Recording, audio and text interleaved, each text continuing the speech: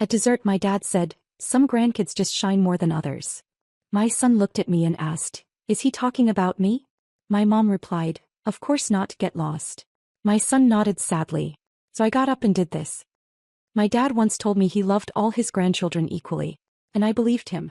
I believed him right up until the moment my 7-year-old son Caleb looked up at me with those big brown eyes at a family dinner and whispered, "Mommy, is Grandpa talking about me?"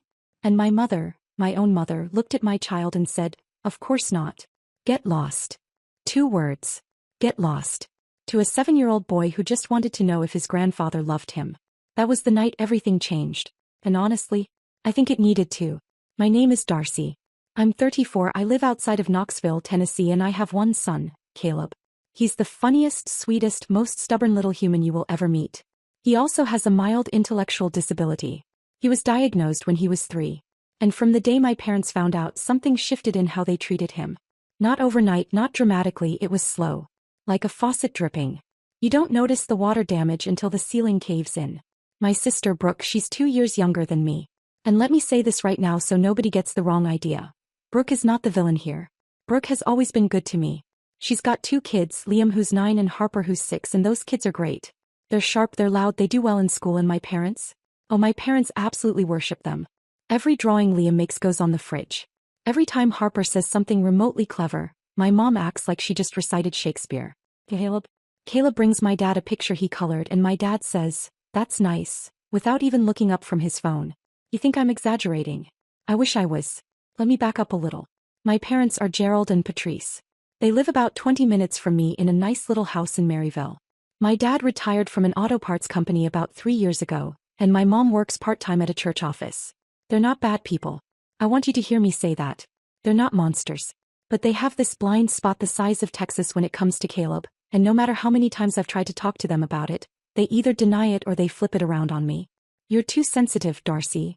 You're imagining things, Darcy. We treat all the grandkids the same, Darcy." Do they though? Do they really? So here's what happened that night. It was a Sunday dinner. My parents host one almost every week. Brooke was there with Liam and Harper, I was there with Caleb. My husband, Tyler, couldn't make it because he was working a double shift. He's an HVAC tech, so weekends aren't always free. It was just me and my boy. And things were fine at first. My mom made pot roast, the kids were running around, Liam was showing off some trophy he got from soccer and my dad was eating it up. "That's my grandson," he kept saying. "Look at that, Patrice, look at this kid." And I was happy for Liam, I really was. That boy works hard. But then we got to dessert. My mom brought out this peach cobbler, her famous one, you know the type, every family has that one dish, and we were all sitting around the table and Caleb had been pretty quiet. He gets like that sometimes in group settings. He's a little slower to process conversations, so when everyone's talking fast and laughing he kind of retreats. But he was fine. He was eating his cobbler and smiling. And then my dad, completely unprompted, says, and I will never forget these words, "Some grandkids just shine more than others. It's just the way it is." The table went quiet. Brooke looked at me. I looked at my dad. And Caleb, my sweet, perceptive, beautiful Caleb, looked up at me and said, "Is he talking about me, Mommy?" Before I could even open my mouth, my mother leaned forward and said, "Of course not. Get lost. Get lost." To my child. At her dinner table. And Caleb didn't cry. That's the part that broke me the most. He just nodded like he'd heard it before. Like he expected it. He slid off his chair and walked to the living room by himself and sat on the couch with his hands in his lap. I looked at my father. He was still eating his cobbler. My mother was pouring herself more sweet tea like nothing had happened. And something inside me, I don't even know what to call it, something just clicked off. Like a switch. I stood up. I pushed my chair back. I looked at both of them and I said, "We're leaving. And I want you both to understand something. What just happened? You will regret it." My dad kind of laughed. He actually laughed. He said, "Darcy, sit down, you're being dramatic." I said, "No, Dad. I'm being his mother." I took Caleb's hand, I grabbed our coats and we walked out the front door. Brooke followed me to the driveway. She had tears in her eyes. She grabbed my arm and said, "Darcy, I'm so sorry. That was so wrong. And I love her for that. I do." But at that moment I couldn't even talk. I just hugged her, got in the car and drove home. Caleb fell asleep in the back seat. And I cried the entire way. When I got home and Tyler saw my face, he knew. He didn't even ask at first. He just held me in the kitchen while I told him everything. And Tyler, God bless that man, he said, "Then they don't get to see him. Period. They don't get access to our son until they understand what they did." And that's exactly what I decided. But here's the thing nobody tells you about standing up to your parents. It doesn't feel powerful. Doesn't feel brave. Feels like you're being ripped in half. Because part of you is protecting your child, which every bone in your body screams at you to do. And the other part of you is still that little girl who just wants her mom and dad to be proud of her. Do you think I did the right thing? Walking out like that? Because at the time I didn't know.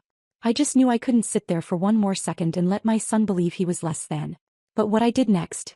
Oh, that's where things really got interesting. Because walking out of that dinner? That was just the beginning. What came after? My parents were absolutely not prepared for it. And honestly, neither was I. I'll tell you exactly what happened very soon. But trust me, it gets so much bigger than a Sunday dinner. So after that dinner I went completely silent on my parents. No calls, no texts, no Sunday visits. Nothing. And let me tell you, for a family that gets together every single week, that silence was loud. It was deafening.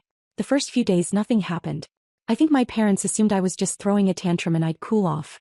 That's always been their playbook with me. Darcy gets upset, Darcy overreacts. Give her a few days and she'll come crawling back. That's how it's always worked. But not this time. This time I meant it. By Wednesday my mom sent me a text. You want to know what it said? It said, "Are you coming Sunday?" That's it. No apology. No mention of what happened. No, "Hey, is Caleb okay?" Just, "Are you coming Sunday?" Like I was a guest who forgot to RSVP. I didn't respond. And honestly, that took everything in me. Because my instinct, my whole life, has been to smooth things over. To be the peacekeeper. To swallow whatever hurt me and show up with a smile so nobody felt uncomfortable. But Tyler looked at me when I was staring at that text and he said, "Don't you dare." And I didn't. Sunday came. I didn't go. And you know what happened? My mom called Brooke and said, "Your sister is being ridiculous again." Like this is something I do for fun. Like I enjoy cutting off my own parents. Brooke told me about the call and she said, "Darcy, I told Mom exactly what happened. I told her what Dad said and what she said to Caleb. And you know what Mom said? She said Caleb probably didn't even understand what was going on." Can you imagine? My son asks if his grandfather is talking about him. My mother tells him to get lost. And her defense is that he probably didn't understand? As if his disability makes him unable to feel. As if because he processes things differently, his feelings don't count. That made me angrier than the dinner itself. Honestly, that comment right there, that told me everything I needed to know about how they saw my child. So I kept the distance. 1 week turned into 2. 2 turned into 3. And here's where things started to shift, because my parents didn't just lose access to Caleb. They lost access to me. And that meant they lost access to a whole lot more than Sunday dinners. See, here's something I haven't mentioned yet. About 2 years ago my dad started having trouble with his knees. Bad arthritis, could barely get around some days. And who do you think drove him to his appointments? Me. Who picked up his prescriptions? Me. Who sat in that waiting room for 2 hours every other week while he saw his specialist? Me. Not Brooke. She lives about 45 minutes away in Sevierville and works full-time as a dental hygienist, so it's harder for her to get away during the week. It was always me. And my mom? She doesn't drive anymore. Hasn't for about a year now. Her eyesight got bad and she let her license go. So who took her grocery shopping? Who drove her to her hair appointments, to her church meetings, to her doctor visits? That's right. Me. Every single week. So when I disappeared, it wasn't just that their granddaughter stopped calling. Their entire support system walked out the door with me. Within 2 weeks, my dad missed a knee appointment because he couldn't get a ride. My mom had to ask a neighbor you all, to take her to the grocery store. She told Brooke she was humiliated. And I know that sounds harsh, but can I be honest with you? Good. Because you know what's humiliating? Your mother telling your 7-year-old to get lost at the dinner table while everyone watches. That's humiliating. Tyler said I was being cold. Well, no, he didn't say it like that. He said, "You sure you want to do it this way?" And I said, "Tyler, I've tried talking. I've tried crying. I've tried explaining. I've tried sending them articles about Caleb's condition. I've tried everything the nice way. The nice way doesn't work with them. Maybe the hard way will." Was I right for that? I honestly don't know. I go back and forth on it even now. Part of me felt guilty every single day. But every time that guilt crept in, I'd look at Caleb and I'd remember his face at that table. That little nod he did. Like he already knew he wasn't their favorite. 7. My son already knew. And that would push the guilt right back down. Now, about a month in, something happened that I genuinely did not expect. Brooke called me on a Tuesday night. She sounded upset.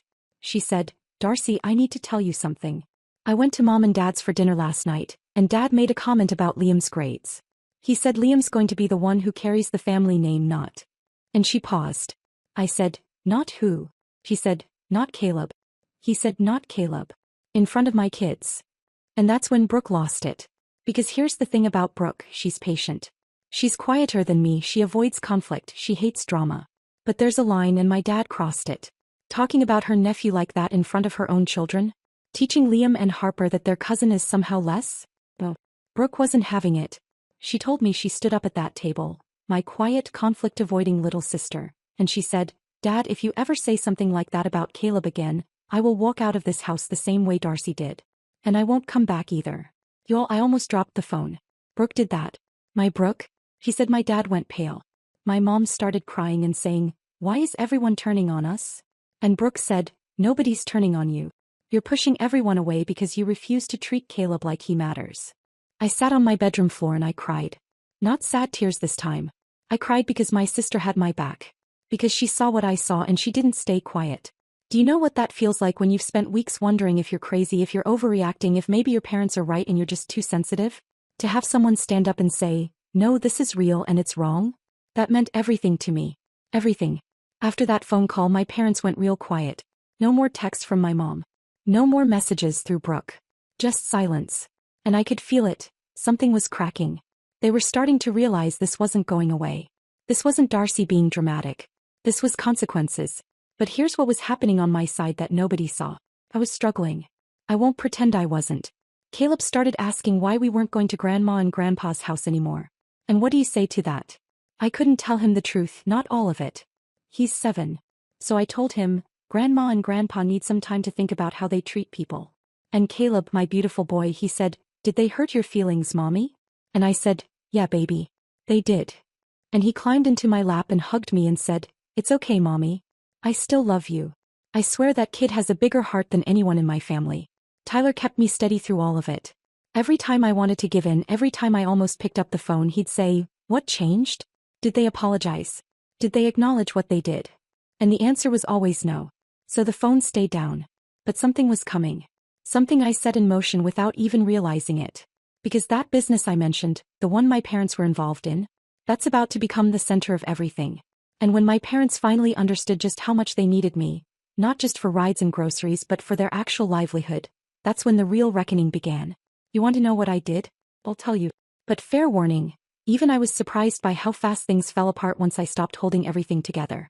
What happened next changed my entire family. And I mean every single one of us. So here's the part I've been building up to. And I want you to stay with me because this is where everything comes together. Remember I mentioned my parents were involved in my business? Let me explain what that means. About 4 years ago I started a small home organizing business. I know it sounds simple but it blew up way faster than I expected. People around Knoxville were hiring me to declutter their homes, stage houses for sale, organize garages, closets, you name it. I called it Clean Slate Home Services. Cute, right? Tyler came up with the name. Within the first year I had more clients than I could handle on my own. So I brought in help. And who volunteered? My parents. My dad handled pickups and deliveries. I'd buy shelving units, bins, storage systems in bulk and he'd haul them in his truck. My mom handled my books. She did my invoicing, tracked expenses, managed my client spreadsheets. She was actually really good at it. And I paid them both. Not a ton but enough that it mattered, especially after my dad retired. It gave them purpose, extra income, something to do. I thought it was a beautiful arrangement. Family helping family. But after that dinner, after what they said to Caleb after I walked out, I didn't just cut off Sunday dinners. I cut off the business too. I had to. How could I work with people every day who couldn't even respect my son? How could I sit across from my mother going over spreadsheets knowing she told my child to get lost? I couldn't. So I sent them both a very simple email. Professional. It said, effective immediately, I'll be handling all operations independently. Thank you for your help over the past few years. I wish you both well. Tyler proofread it 3 times to make sure I didn't slip in anything petty. I'll be honest, the first draft was not as professional. There may have been some words in there that I learned from Tyler's coworkers. But the final version? Clean, respectful, done. And that's when it hit my parents. Because the rides, the groceries, the appointments, that was inconvenient to lose. But the income? That was a whole different thing. My dad called me for the first time in 5 weeks. Not to apologize. Not to ask about Caleb. He called to say, you can't just cut us out of the business, Darcy. That's not fair. Not fair. My dad said not fair. The man who said some grandkids shine more than others. The man whose wife told my son to get lost. He wanted to talk to me about fair. I said, Dad, this is my business. I built it. I let you be part of it because we're family. But you showed me how you feel about my family, so I'm making changes. He got quiet. Then he said, this is about that dinner, isn't it? And I said, Dad, it was always about that dinner. It was about every dinner before that one too. You just didn't think I'd ever do anything about it. He hung up. My mom called the next day. He tried a different approach. The guilt trip. Well, you all know the guilt trip. Your father can barely walk and now you're taking away his work? I gave up my time to help you and this is how you repay me? After everything we've done for you. Classic Patrice. And 6 months ago that would have worked. I would have caved. I would have apologized for having boundaries. But not anymore. I said, Mom, you told my 7-year-old to get lost. You haven't apologized. You haven't even asked how he's doing. Until that changes, we have nothing to talk about. And I hung up. And then I went into my bathroom and threw up because the stress was eating me alive. I'm not going to pretend I was some warrior queen handling this with grace. I was a mess. Tyler found me on the bathroom floor and just sat down next to me and said, I'm proud of you. I said, I just threw up. He said, and you still didn't cave. That's growth. I love that man. I really do. So now my parents were without rides, without grocery runs, without income from my business, and without both their daughters on speaking terms, because Brooke was still furious about the Caleb comment at her dinner. She cut her visits down to almost nothing. She told me, Darcy, I love Mom and Dad, but they need to feel this. They've gotten away with this for too long. And feel it they did. About 2 weeks later, Brooke called me and said something was different. She'd stopped by their house to drop off some groceries because despite everything she didn't want them to starve. That's Brooke, always the caretaker. And she said my dad was sitting in his recliner and he looked small. Like he'd shrunk. He wasn't watching TV, he wasn't reading. He was just sitting there. And my mom was in the kitchen and her eyes were red like she'd been crying for hours. Brooke said the house felt heavy. Like the air had changed. My mom told Brooke, I think we really messed up. And Brooke said, you didn't mess up, Mom. You hurt a child. There's a difference. And my mom sat down at the kitchen table and put her head in her hands and said, I don't know how to fix this. Now here's the thing, when Brooke told me this, part of me wanted to rush over there. Part of me wanted to fix it for them because that's what I've always done. I fix things. I smooth things over. But Tyler said something that stuck with me. He said, they need to figure out the how. You already showed them the why. Smart man. Terrible cook but smart man. A few more days passed. And then I got a phone call I will never forget as long as I live. It was my dad. And his voice was shaking. He said, Darcy, can I come see Caleb? I almost said yes immediately. But I caught myself. I said, why? He said, because I owe that boy an apology. And I owe you one too. I was sitting in my car in a parking lot outside a client's house. I had to put the phone on mute because I started crying so hard I couldn't breathe. I'm talking ugly, heaving mascara down my face, crying in a Walmart parking lot. Very glamorous moment for me. Would not recommend. I pulled myself together and I said, okay Dad. Saturday. You Mom. Our house.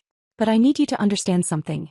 If you come here and you half apologize, if you make excuses, if you say anything that makes Caleb feel like he's less than Liam or Harper, it will be the last time you see either of us. I'm not bluffing. He said, I know you're not. Saturday came. Tyler cleaned the whole house. I stress-baked 2 pans of brownies. Caleb didn't know what was happening. I just told him Grandma and Grandpa were coming to visit. And his face lit up. He said, really? They want to see me. And that right there almost destroyed me because my son was surprised that his own grandparents wanted to see him. That's how deep the damage went. They showed up at noon. My dad was using his cane. My mom had her purse clutched in front of her like a shield. They looked nervous. Good. They should have been nervous. We all sat in the living room. It was awkward for about 30 seconds that felt like 30 years. And then my dad looked at Caleb and his chin started trembling. This man, my stubborn, proud, never wrong father, looked at my 7-year-old son and said, Caleb, Grandpa said something very mean. And Grandma said something very mean too. And you didn't deserve that. You are a wonderful boy and I am so sorry. Caleb looked at him. Then he looked at me like he was checking if this was real. I nodded. And Caleb walked over to my dad and climbed into his lap and said, it's okay, Grandpa. I missed you. My dad broke. Completely broke. He was sobbing, holding Caleb, rocking him back and forth. My mom was crying. Tyler was pretending he wasn't crying but his eyes were bright red. Me. I was standing in the doorway of my own living room watching my father finally see my son. Not his diagnosis. Not his limitations. My son. My mom came over to me and took my hands and she said, Darcy, I am so ashamed of what I said. I don't know why I said it. He's my grandson. He's my baby's baby. And I treated him like he was in the way. I said, Mom, he's never been in the way. He's just different. And different isn't less. She nodded and she held me and she whispered, I know that now. I'm so sorry it took me this long. Was it perfect? No. Was it instant healing? Absolutely not. You don't undo years of favoritism with one Saturday afternoon. But it was a start. A real start. The first honest conversation my family had ever had about how they treated Caleb. After that day, things started to change. My dad began calling every week, not to talk to me, to talk to Caleb. He'd ask about school, about his favorite cartoons, about what he ate for lunch. Little things. Consistent things. My mom started sending Caleb little cards in the mail. Just notes that said, Grandma loves you. You are special. And Caleb would put them on his bedroom wall. He's got about 9 of them up there now. I let my parents back into the business about a month later. We had a long conversation first. All 4 of us, me, Tyler, my mom and my dad, and I laid down the ground rules. No more comments about the grandkids being different. No more comparing Caleb to Liam and Harper. And if I ever heard anything like what happened at that dinner again, it would be permanent. My dad said, you won't hear it again. And so far he's kept that promise. Brooke brought her kids over the following Sunday and we had the first family dinner in almost 3 months. And this time when Caleb showed my dad a drawing he made, it was a dinosaur with a top hat because Caleb is nothing if not creative. My dad held it up and said, Patrice, look at this. Look at what our grandson made. And he put it on the fridge. Right next to Liam's soccer trophy photo. Caleb saw it up there and he looked at me and he smiled so big I thought his face would crack. And that smile, that one moment, that was worth every hard day, every sleepless night, every time I almost gave in. This whole experience taught me something I don't think I would have learned any other way. Standing up for your child doesn't mean you hate your parents. It means you love your kid enough to make everyone uncomfortable. It means you draw a line and you hold it even when every part of you wants to let go. And sometimes, not always but sometimes, the people who hurt you are capable of change. They just need a reason. Caleb was my reason. And eventually he became theirs too. My family isn't perfect. We're loud, we're stubborn, we argue about everything from football to casserole recipes. But we're together. And Caleb knows, he really truly knows now, that he is loved. By all of us. Exactly the way he is. And that's my story. If you made it this far, first of all, thank you. Seriously, thank you for listening. If this story meant something to you, if it reminded you of someone in your life, or if you've been through something like this yourself, drop a like. It really does help more people hear stories like these. And if there was something you didn't agree with, something you would have done differently, tell me in the comments. I want to hear it. I want to know what you think. Because every time someone shares their perspective, it helps somebody else going through the same thing feel a little less alone. Thank you for watching. And go hug someone you love today. They probably need it more than you think.